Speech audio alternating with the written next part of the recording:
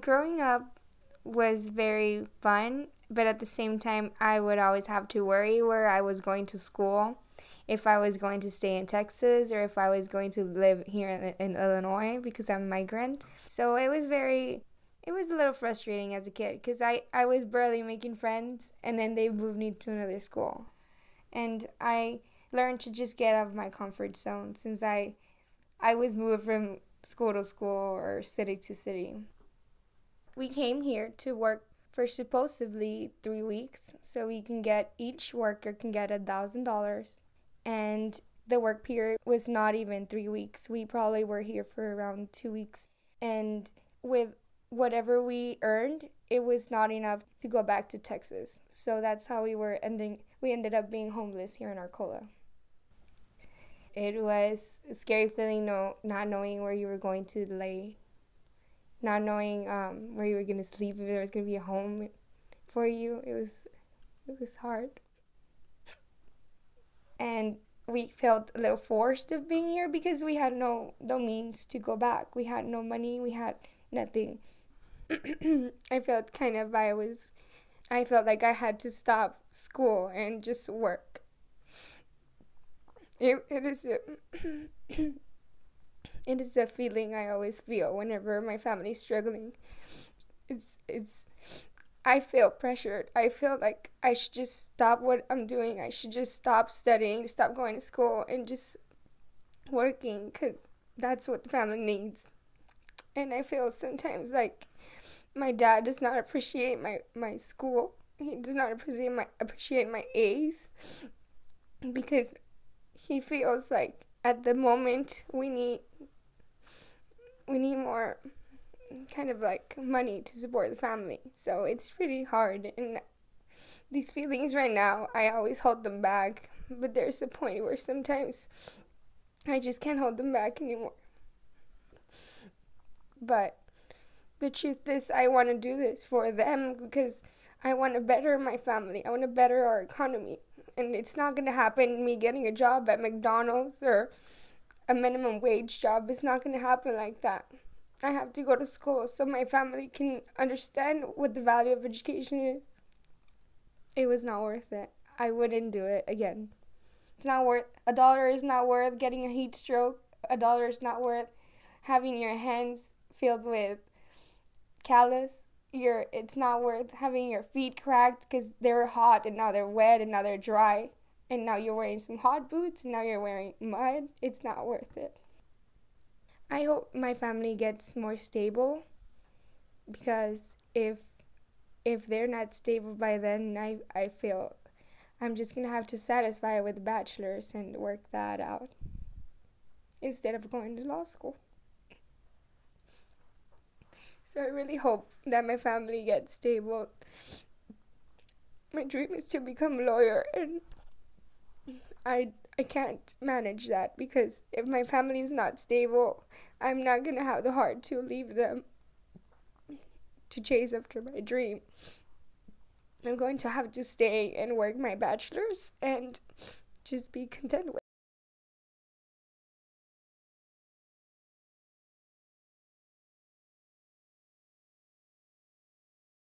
My name's Arturo and I'm from Arcola. No, I'm from Monterrey, born in Monterrey, Mexico. I don't remember much of where I'm from. My parents came here because I guess they just wanted a better life, wanted to give me a better life. Home for me is, I believe, back where I'm from, where I was born. Even though I've been raised here, I still don't feel like I fit in here. I still kind of miss back from where I'm from, even though I don't know much from it. Like when I talk with my cousins from there and all my family pictures or something on Facebook that they put up, I wish I was there with them. Well, I graduated high school in the 2012, and then after that, I actually worked at the broom corn factory back where my mom first started working. I didn't like it there. It was pretty rough work, and the pay wasn't too good. So after that, I pretty much jumped from job to job. Then I went to where I was working at right now at Olcott Trust, and I got laid off during the winter, and then again started jumping from job to job.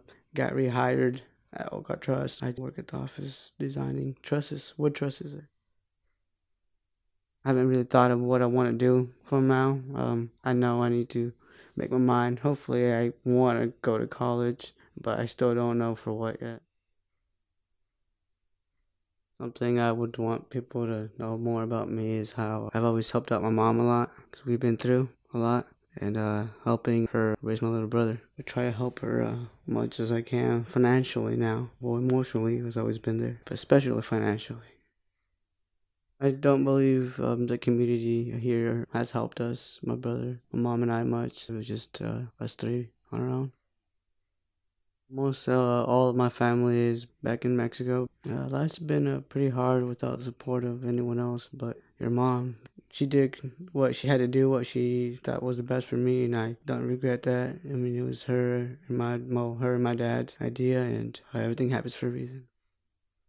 I don't really know where I'm gonna go in the next few years, so I don't really see us doing anything. I don't have an idea what we would be doing.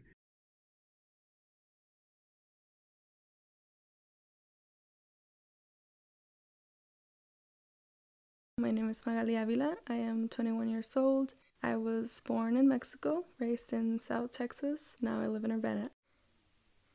Moving to Texas, I moved when I was 1 year and a half. I was illegal at the time, so my mom just brought me like nothing. Like she came across the border with me walking, and they didn't ask her for any of my documentation because I was a little kid and she was a permanent resident. My mom wanted us to grow up in a better environment, just she wanted a better future for us, so she decided for us to move. And at that point, when my mom decided to move, my dad didn't want to move, so that caused a divorce between them. So I was raised in a single parent home. My grandpa was actually born in the United States, so which is how all my mom and uncles and aunts got their residency pretty quick. So they were always migrant workers. They've always been migrant workers. Once we were in Texas, the jobs my mom got were still like in the agricultural fields, so she worked in the fields as I was growing up. She'd do things with onions, with watermelon, just everything. My school in Texas, it was great, don't get me wrong, but there was also like students selling drugs and fights every day. Two of my siblings lived here in Arcola. Basically, my mom, one of my sisters, and I sat down one day and measured the pros and cons of me moving here because my mom stayed in Texas. So I was going to just try it out for 1 semester, which would be my second semester, my junior year. If I liked it, I was going to finish out my senior year here. If I didn't, I'd go back home. I liked it. The summer before my senior year, I decided to do detasseling in Rantoul. I believe one of my aunts brought it up or something, and I'm like, yeah, I can detassel. Like my mom has done it. Like I want to know what she went through. I want to know what it's like to have a job where you actually have to put a lot of work into it, not just sitting at a desk, legit work, like hard work. So I wanted to get a little taste of what my mom had to go through, and also like a motivation for me to want to keep going and not end up in that same path.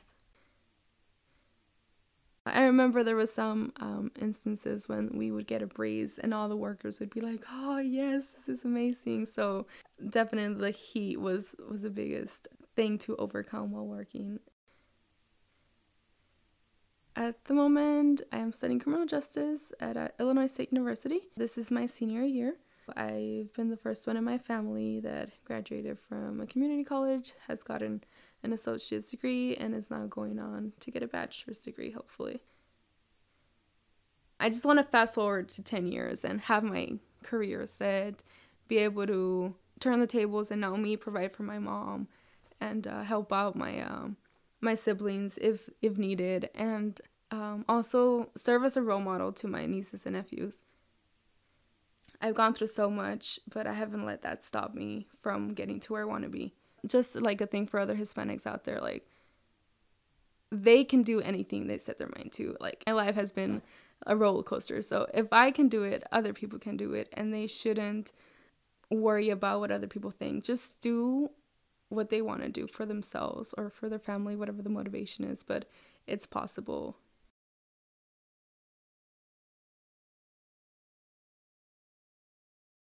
My name is Danelli Rabanales Hernandez, and I'm originally from Chiapas in Mexico. It's a southern border state, so it borders Guatemala. We left mostly because my dad realized that he needed more money to support our family. My brother was in need of physical therapy and all these different treatments, so we had some expensive bills to pay. We owed money on our house. And a lot of it, I think, when they had these two kids, my parents realized that they wanted us to have an education, and they realized that the United States was a place where we could obtain that and where we actually had a chance at a better life. We say it all the time, and I think maybe people think that that's cliche or it's cheesy, but that really is the reason we came, just to have a chance at a better life, not only for our immediate family, but even for our extended family as well. As you get older, you start, realizing, first of all, how much of a sacrifice it was for my parents to leave everything they knew behind and to come to an entirely new nation where they didn't really know the language or what the culture was like or all these differences, and they had to leave everything behind. It was so brave of them, I think, to do that. And they moved us to a place where it really has always felt like home. I've spent 15 years of my life in this little central Illinois town with a wonderful community and this big heart. I do remember, I was 5, I was very young, but I do remember the transition being very shocking. I, of course, had learned the alphabet and learned how to read in Spanish, or at least I was starting to learn how to read. So it was this very big shock of coming to a place where I could not communicate with very many people. I remember it being a struggle. Like, there are snippets of memories where I remember making a fool of myself because I didn't speak the language. And it's funny now, but I remember being so scared. I remember feeling alone at times, and I remember missing home and just wanting to go back and having my grandma hold me. And of course I couldn't do that, but I think once I learned the language and I started figuring out, the different culture and figuring out that I couldn't always communicate with my classmates, but if I just put in some work and I just was patient with myself, I could eventually communicate in some way. And I think coming in so young did help because I was able to learn a language very quickly. By the time I was in first grade, I was reading at a normal rate with everyone else. So I'm working at Shine.fm, the Christian radio ministry here, and I love working for Christian radio. I think it's a really good cause. I love being able to potentially encourage people and remind them that their lives are valuable and that they're valuable, and I love that God has put me here on this campus to do that, and also not only help, I hope, other people in their faith, but also growing in my faith and having this education that my family had always dreamed for me and that I dreamed for myself, but having it in an environment where Christ is the center of all that. I just love that. The way God put all the pieces together. Like, we came here for an education, and for better opportunities and for a chance to help my family, but we found, I think, so much more than we expected. It's important to remember that immigrants are human, that we're not just a number, and we're not someone coming from Mexico to wreak havoc upon the United States. Most immigrants that you ask will state their motivation for being here as wanting to have a better life. And I mentioned that that's what we always say, but it's because that's what we have in common. Like, we came here because our countries, they couldn't provide that for us. And I think even though we were seeking those opportunities, a lot of us found more than just a place that could offer us something, but also a place that we could call home. This is my home now, and I know that for my family that's true as well. And there are people that I've met here that I can't imagine my life without anymore. They've helped me become who I am, or they've taught me new things, and now they're family, or now they're just such an important part of our lives that leaving them and leaving this home behind is just unimaginable at this point. Like, this has become our home. It's not just a place where we find opportunity, but it truly is home.